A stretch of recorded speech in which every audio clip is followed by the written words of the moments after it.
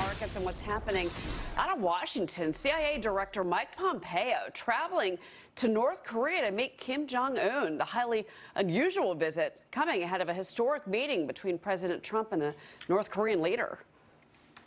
I think that there's a great chance to solve a world problem. This is not a problem for the United States. It's not a problem for Japan or any other country. It's a problem for the world.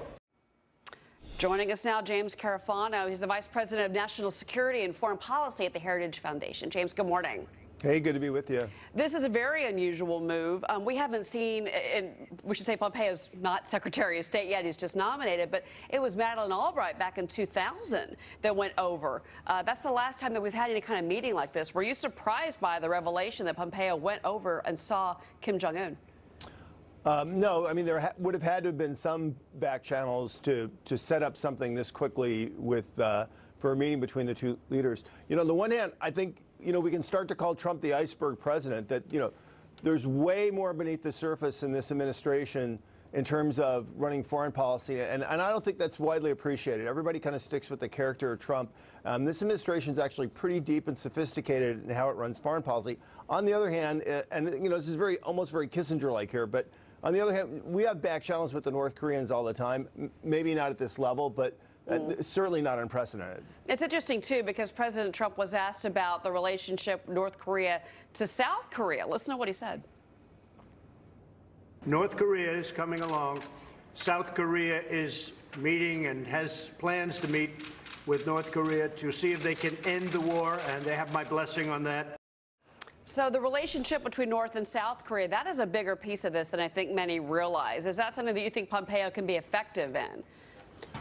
Well, I think we've all been really pleasantly surprised with the level of cooperation between the South Korean administration and the United States.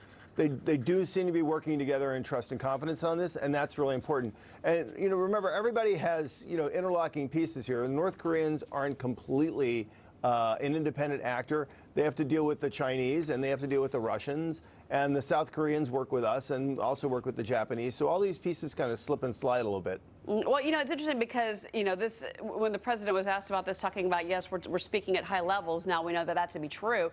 At the same time, we also know that the North Koreans are very skilled at the stalling game. And many have worried that his reaching out, because of the sanctions, the effectiveness of them, that this is just a stalling tactic by the North Koreans. Do you still think that that's the case, or do you think that we could actually make progress with this summit between Trump and Kim Jong-un?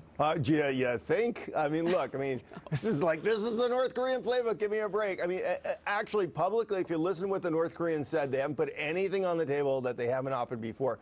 But I don't think this administration is fooled by that. And again, the president's rhetoric is one thing, and what the administration policy is, they're pieces that are locked together, but they're not always identical.